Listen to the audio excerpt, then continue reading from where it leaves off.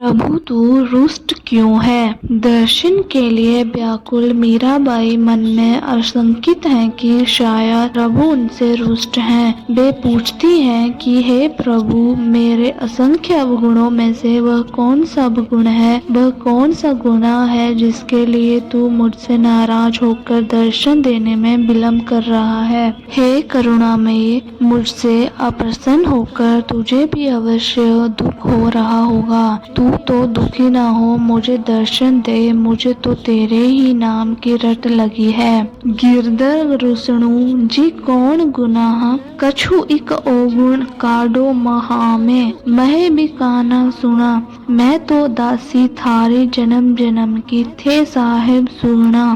काई बातसु करे ओ रुसणु, क्यों दुख पावो छो मना, कृपा करे मोहि दर्शन दीजो, बीते दिवस गणा। मीरा के प्रभु हरि अविनाशी, थारो ही ना बना, प्रभु कब रे मिलोगे। यह पद अपने प्रीतम प्रभु के वियोग में मीराबाई की विरह वेदना को प्रकट करता है। वे अपने दुख में शिकायत करती हैं कि प्रियतम ना तो सुबह आते हैं, न आने का कोई संदेश भेजते हैं। उन्हें तो उनको तरसाने की आदत ही पड़ गई है। कोई कहियो रे प्रभु आवन की मन भावन की, आप न आवे लिख नहीं भेजे, बाण पड़ी ललचावन की। ऐ दोई नैन कहो नहीं माने, नदिया बहे जैसे सावन की। कहाँ करूँ कछु नहीं बस मेरो,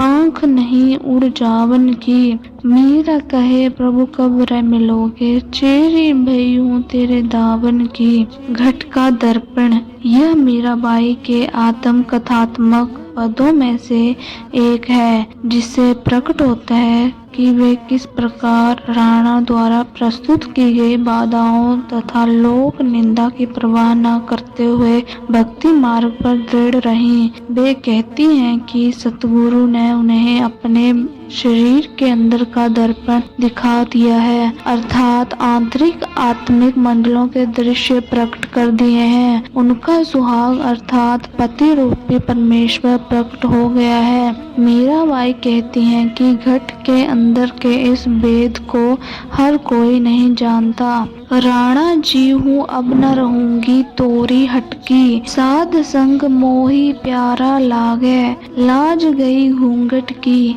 पीहर मेड़ता छोड़ा अपना, सुरत नृत दो चुटकी। सतगुरु मुकर दिखाया घट का, नाचूंगी दे दे चुटकी। हार सिंगार सभी ले अपना, चूड़ी करकी पटकी। मेरा सुहाग अब मोकू दरसा, ओ न जाने घटकी। महल किला राणा मोही न चाहे, सारी रेशम पटकी।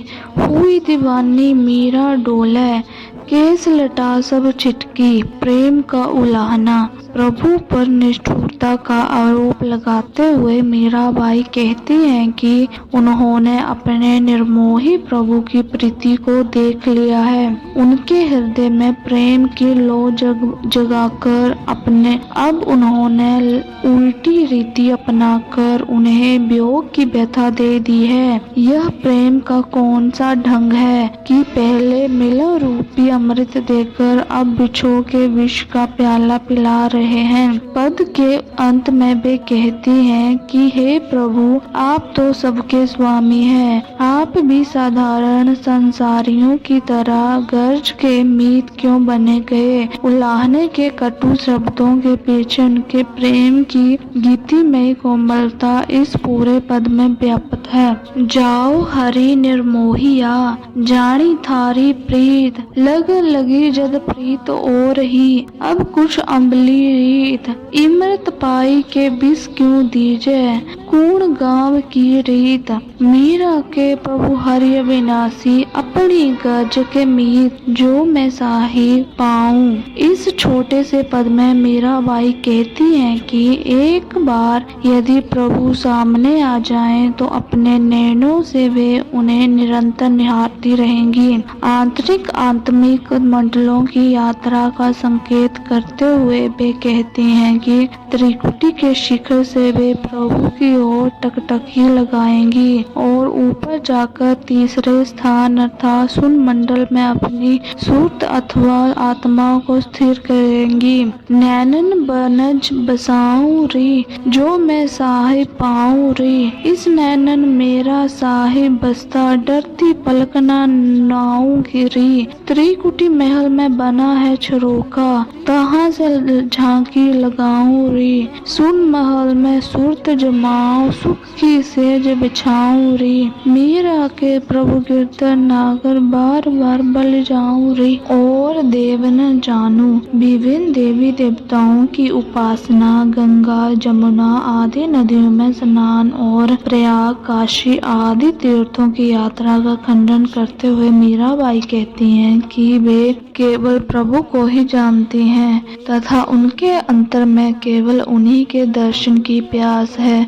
बन जाऊं चरण की दासी रे, दासी मैं भई उदासी, और देव कोई न जानू, हरि बिन भई उदासी। नहीं नहावू गंगा, नहीं नहावू जमुना, नहीं नहावू प्रयाग काशी, मीरा कहे प्रभु गिरधर नागर, चरण कमल की प्यासी, तेरी शरण पड़ी। मीराबाई कहती हैं कि अनेक बाहर मुखी क्रियाओं को करके और सभी तीर्थों की यात्रा करके भी मन वश में नहीं आया। हे प्रभु, मैं अब तेरी शरण में आई हूँ, जैसे बने मुझे तार ले। इस जग में मेरा कोई नहीं है, मुझे केवल तेरा ही आसरा है। मैं तो तेरी शरण परी रे रामा, ज्यों जाने ज्यों तार। 68 तीरथ भ्रमी भ्रमी आयो, मन नाही मानी हार। या जग में कोई नहीं अपना, सुनियो श्रवण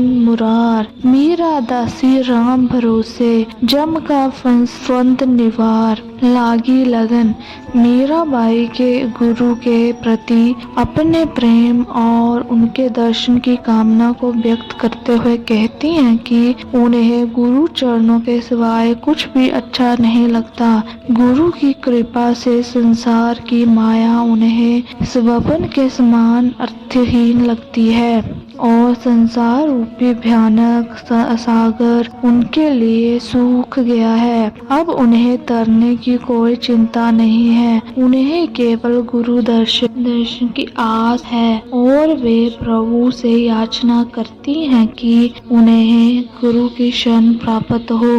मोहे लागे लगन गुरु चरणन की, चरण बिना कछुबे नहीं भावे। जग माया सब स्वपन की, भव सागर सब सूखी गयो है। फिक्र नहीं मोहि तरनन की, मीरा के प्रभु गिरधर नागर। आस वही गुरु शरणन की, जो घन के घाव सहे। प्रभु के प्रेमियों को सदा ही दुनियादारों द्वारा निंदा और निरादर सहना पड़ता रहा है। मीराबाई के अपने जीवन की भी यही गाथा रही है। इस गुजराती पद में वे संतों की गंभीरता और सहिष्णुता का संकेत करते हुए कहती हैं कि संत अथवा सच्चे भक्त असली हीरे के समान घट की चोट सहकर भी अपनी स्थिरता और आत्मिक उज्ज्वलता नहीं खोते। पद का भावार्थ इस प्रकार है, कोई कितने ही निंदा या ताने के शब्द कहे, उसे कहने दो, हमें प्रभु की भक्ति से डिगना नहीं चाहिए। संसारी और भक्त दोनों अलग अलग होते हुए भी संसार में साथ ही रहते हैं।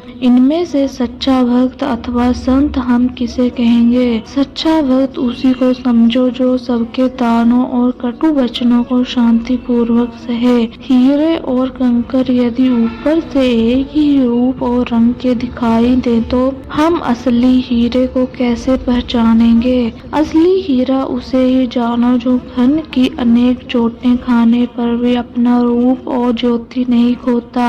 मीराबाई कहती हैं कि प्रभु के चरण कमलों को अपने हृदय में बसाए रखो। कोई कहे तेने कहेवा रे दसी से, आपने हरि भजन मां रही से रे। उक्त वक्त बे जुदा बसे छे, तेमा भक्त पणु कोने कही से रे। भक्त पणु तब जानिए आपन, सोना मेणा सही से रे। हीरा ने कंकर एकज रंगा, तेमा हीरापन कोनी कही से रे। हीरा पणु तब जाने आपन घाव गणेरा सही से रे। बाई मीरा के प्रभु हृदय नागर चरण कमल पर चित दई से रे।